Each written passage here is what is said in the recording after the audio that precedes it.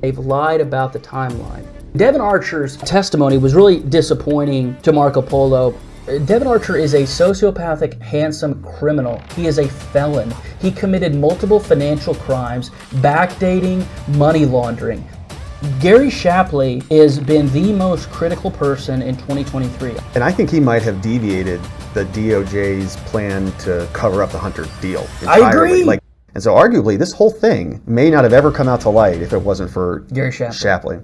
There's a lot of talk now about Oversight Committee. They say they've got 5,400 emails with the redacted names. You know, Robert L. Peters, Robert Ware, yes. all of these things. And I think from the public's perspective, that's all new. That's, yes. Whoa, there's 5,400 emails also. And we heard Nancy Mace, we played the clip yesterday on the show, yes. where she said there were like $50 million out there, and she thought that there were 170 plus SARS or something that she saw when yes. they reviewed Treasury. We had Greg Kelly, who's the journalist on Newsmax. He said yesterday that he's got audio, or there's some audio. Can I talk about that first? Please, yeah, whatever you want to get into. But what's Greg there? Kelly, I think, is alluding to something about a man I'm meeting with next week, namely Jill Biden's first husband. Okay. So I've connected with Jill Biden's first husband, and he has some stuff that is just insane. So I'm going out there and meeting with him, and I don't know exactly what audio. They haven't showed me the audio. All I know is that they've lied about the timeline. Joey had an affair with Jill while she was still married to Bill. Bill Stevenson, the first husband, ran a famous bar in Delaware called the Stone Balloon. And Joey, according to Bill Stevenson, crashed his car because when they were gallivanting, having an affair, Joey was actually driving Bill's car. So not only did Jill sleep with a man who wasn't her husband, she let that adulterer drive her husband's car, and Joe wrecked it. And then they lied and said Jill wrecked it. It is nuts. That stuff's been out since 2020. But what's even more is the other lies about, I think, Joey's other affairs that were occurring even before Joey had an affair with Jill. Like when he was still married to Nelia, I think Joey probably had affairs before he even got into the Senate. And again, I'm not the first person to say these things. People have always speculated about Joey's philandering, but I will say that Bill Stevenson, Jill's first husband, has been very, very good. He's been a wealth of information, and he knows that I will not air anything that doesn't have source material. So if there's no source material for it, we got to have a huge asterisk that says, this is an allegation. I can't prove it beyond a reasonable doubt, which is the criminal standard. You know, funny, in text messages to my friend, Kevin Morris said he admitted that he was going to file a slap and said, you know what the beautiful thing is? In a civil case, all I have to do is get preponderance of the evidence. All I need to do is get a jury at 51%. That's literally in writing admitting to lawfare, saying, you know what, a jury in LA County is going to be so biased and so left-wing that I'm going to get 52% of them to go against Marco Polo and try to bankrupt all of you. That's how evil this guy is. But in the real world, in an honest world, I'm not Kevin Morris, and I realize that if I'm going to accuse somebody of a crime, I've got to have it beyond a reasonable doubt. I have the videos of Hunter Biden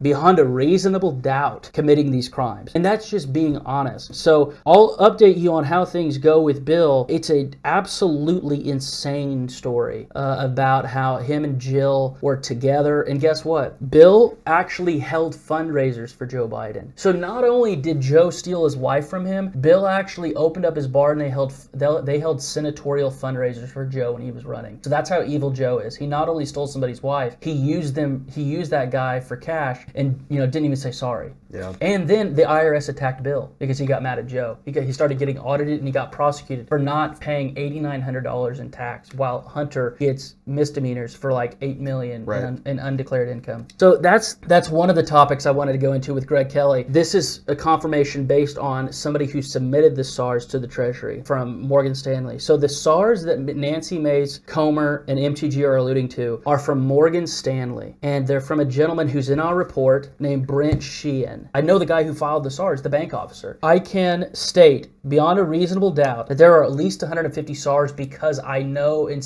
saw the information from the guy who filed them. What I don't have is the information in those. I have the 5 that were filed by JP Morgan, a different U.S. bank. Now, why the Congress isn't fighting to make these public is beyond me. They're just accepting the fact that they have to go to Treasury and, like a legal case, in camera, view these things. They can't even take a notebook in. That was my first question to them. I said, well, can you write this stuff down in a notebook? And they said they can't. If I'm a congressman, I'm taking out my camera and say, Treasury official, yeah, I want security to have to haul me out. I'm taking pictures of of these things. Yeah. Because it is nuts. And again, this isn't my allegation. This is a U.S. bank officer saying this is suspicious. It is likely an illegal transaction. And because we have the laptop, we can look at what the SARS says and then see if the laptop corroborates that, which makes our evidence much stronger. Because it's not in... Abby Lowell will say, because I always have the monkey at my shoulder of the permanent critic, Abby Lowell will say, well, guess what? The bank officer, could be a big Trump guy and do this in a biased way. Well, if we have other evidence from other sources, our guy at JP Morgan and the laptop are two totally different sets of evidence that have nothing to do with one another, and they both point to these pimps were paid by Hunter. So we know there are at least 150 SARs. Why they're not demanding to release them to the public is beyond me. I would do that if I were in Congress. All I can do is post the 5 that I have. So that was the SAR issue. I touched on the Greg Kelly issue, and I think there was one more. The other one was the 5,400 emails with the names, and it's, I think, right in alignment with what you were saying. Why isn't Congress getting the SARs or releasing the SARs? Well, same thing with the emails from NARA. This is MTG's tweet about these 5,400 figure is based on a lawsuit brought by an attorney who you'd really like, based in Georgia. She runs the Southeastern Legal Foundation. Her name is Kimberly Herman, and she filed this FOIA. Shout out to Kimberly Herman. Shout out to Kimberly Herman. She filed this FOIA in 2021, and she's just now suing them. And she searched. Her FOIA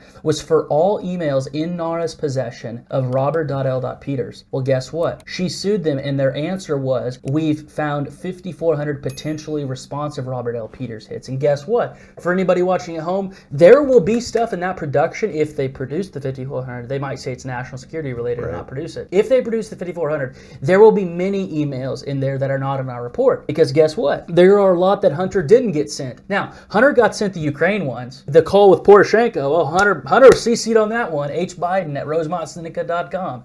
But there will be other corrupt deals that Robert L. Peters was CC'd and sent to that are not on the laptop and thus not in our report that the public has a right to know about. We'll see what happens. But again, I wanted to say MTG got a little bit wrong in our tweet in that it wasn't Congress who's suing. It is the Southeastern Legal Foundation, and along with John Solomon, shout out to him. And key in this, the biggest thing in my opinion that Solomon has done is he posted an interagency memo in November of 2015. Well, the memo happened in November of 2015, but he posted it a couple weeks ago, and he posted another memo in September of 2022 that shows that the U.S. government was approving of the job Victor Shokin was doing. They called his record impressive. They said impressive record. So guess what? Joey and Dan Goldman and everybody else says Joey was just doing U.S. policy.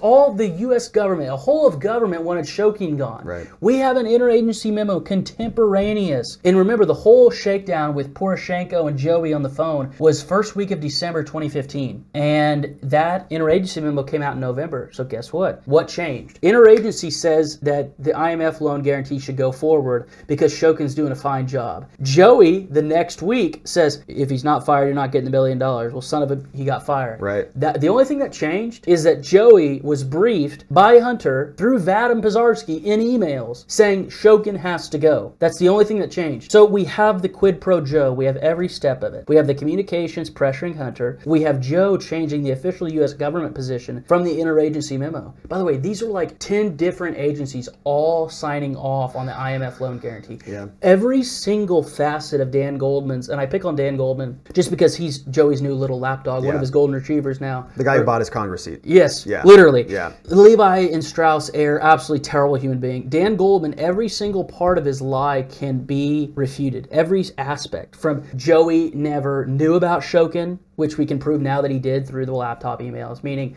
Vadim Pizarski, the advisor to Burisma's board, pressuring Devin Archer. And Devin Archer's testimony was really disappointing to Marco Polo because, number one, he got to set the ground rules of which questions they asked beforehand. Okay. You notice in the first page of that transcript, subject to the agreement we worked out. So his attorney, Matthew Schwartz, another corrupt attorney at Boyd Schiller Flexner, Matthew Schwartz, worked out with Republican lawyer staff which questions they could ask Devin Archer. I don't know what country they think they're in, but in America, a convicted white-collar criminal who's months away from the federal penitentiary does not get to set the terms of the agreement. In my world, if I'm a congressman, you're going there, you're answering the question, or you're pleading the fifth. There's no boundaries here. You either plead the fifth, or And we get to ask whatever question we want, or period. I don't know if these people just they're lenient with their kids or they're wussies, but I don't know. And the founders they would have tarred and feathered these people. Devon Archer is a sociopathic, handsome criminal. He is a felon. He committed multiple financial crimes,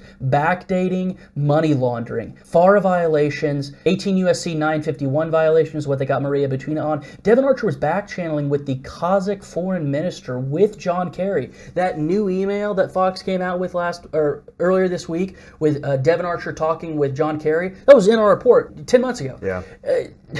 Devon Archer did so much back channeling because John Kerry, stepson, was much closer with Devon Archer than he was Hunter. Chris Hines always knew that Hunter was a F up and didn't really want to be in business with him, but he did because of the brand. Devon and Chris were much better friends, and they were buddies at Yale and everything else, much closer than Hunter. Hunter has been like a prostitute his whole life. Nobody really likes him except other corrupt people. He's not really charming like Devon. Devon's much more handsome. He's never brought into the fold. The only reason why Hunter's ever brought into the fold is because who his daddy is. He's not that impressive of a person. I think Bo and Joe, when he didn't have dementia, had at least 15 to 20 IQ points on Hunter. Even when Hunter's sober, his emails aren't really articulate or grammatically or punctually correct. He's just not an impressive soul. And again, the reason why he's in the room is because of who his daddy is. So, of course, Marco Polo is not interested in humiliating Hunter. What we're interested in is exposing the corruption of the sitting U.S. president. So I try to always bring that back to Joey because people wrongly believe that we're just about, poking fun at him. Oh, he's 52, don't make fun of him. Well, what do you think about that? So Devon obviously spoke, oversight committees looking into things. Do you think there is a dam that's breaking, and what do you think the consequences of that are for the Bidens? Do you think the Bidens stick around for this election? Do you think that the dam's breaking or setting the stage to boot him? I think the most valuable thing that the Congress has done has been to be a sounding board for the IRS whistleblower. Two of them. Gary Shapley I admire much more than Joseph Ziegler because Joseph Ziegler didn't technically come forward on his own accord. He was reached out to by the committees. But nevertheless, when it mattered, Joseph Ziegler did come forward. But Gary Shapley has been the most critical person in 2023. I would argue Marco Polo was the most critical entity in 2022 because we laid out the document. But in 2023, I just try to be sober about all things and be fair is fair. Gary Shapley brought forth the names, dates, figures. He brought who, what, when, where, why, and how. And I'm obsessed with that. And I think he might have deviated the DOJ's plan to cover up the Hunter deal entirely. I agree. Like they may not have even offered a plea deal that may not have ended up in front of Judge Norica that might have made this whole thing just go away. Yes. And he spoke out. Then we covered it yesterday. There was a back and forth from the lawyers. We better start talking about this. Then the plea deal started to accelerate more quickly. And then I think after Judge Norica called him out, then they went back, can we plea deal again? And the DOJ had to backpedal and save face, and they had to increase the penalties, and they rejected it. And so arguably, this whole thing may not have ever come out to light if it wasn't for Gary Shapley. You're absolutely right. No, what you just said is extremely insightful, and so I got to give Congress their due, as fair is fair. They provided a venue and a safe haven for Shapley to come forward under whistleblower protections. I got to give you my friend's book, Brad Birkenfeld, largest whistleblower in U.S. history, blew the whistle on Swiss banking. He gave me a book to give to you. Amazing. So why do I bring Birkenfeld up now? Birkenfeld was instrumental in getting the statutes crafted that allowed Shapley to come forward. Shapley's attorney, one of them, Dean Zerbe. Well, Dean Zerbe's technically representing Joseph Ziegler, but they were both on the stand. Joseph Ziegler's attorney, Dean Zerbe, was Brad Birkenfeld's lawyer, and he helped write the whistleblower statute. So the reason why Hunter's attorney's motions to nix, remember when the clerk at Latham tried to deceive the clerk? They deceived the freaking District of Delaware clerk. The reason why those records can be public in the first place, and there is protected taxpayer information in them, well, it's not protected in the final analysis, because of Brad Birkenfeld. He has been given over $100 million by the federal government, and he's one of Marco Polo's patrons. So guess what? In a weird way, federal whistleblower money is funding our research, which is gorgeous irony. It's delicious. It's so rich you can, bite into it like a hamburger. So Brad Birkenfeld helped with Gary Shapley. I don't know Gary Shapley from Adam. We've never spoken. That was one of Abby Lowell's questions in the deposition. Why? Because they're trying to figure out where I get the SARS. How does London know me? Right? Do you know Gary Shapley? Yeah. Have you ever talked to Gary Shapley? No, I haven't. But Gary Shapley did the right thing at the right time. And what's even more important than Gary Shapley's testimony in front of Congress, and thank God they released those transcripts. You know who really came forward for us? Jason Smith. Yes, Ways and from Means. Missouri. Yes, almost more than Comer. He released the transcripts. I really like that guy. Yeah. Again, never spoken to him in my life. He had the balls Yeah. to release the transcripts, and I'm so proud of them for doing that. Yeah. But even more so than the transcripts were the exhibits they put into the record. Yeah. Shapley's contemporaneous emails back in October of 2022 proving he wasn't the leaker to the WAPO article. You know what I think happened? And again, this is speculation, not fact.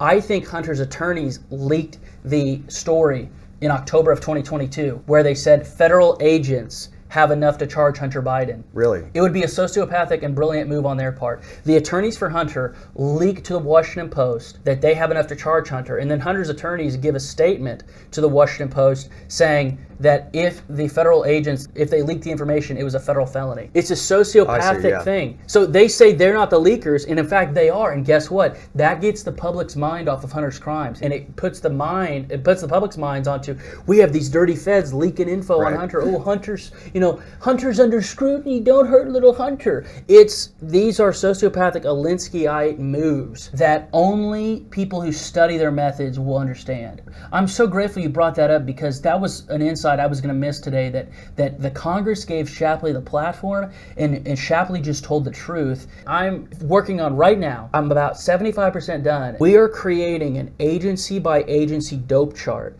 of every single human named in Shapley and Ziegler's testimony with their picture, their government emails, and their position. So we'll have a complete PII on who the hell was involved in this investigation. So we have an entire chart for the IRS, 14 people named. I got everybody's picture but Christine Puglisi.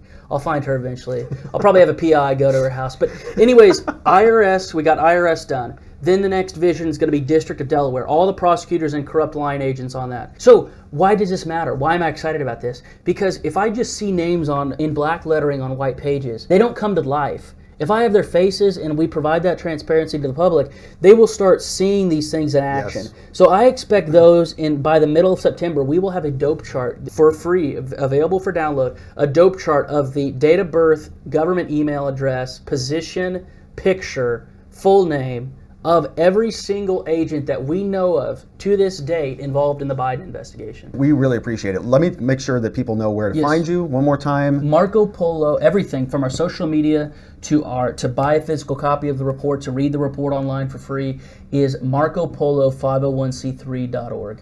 And you're also on Twitter, you're on Telegram. And True Social. And True Social. Garrett Ziegler, my friends. Marco Polo USA. Thank you for doing this. Brother, so awesome.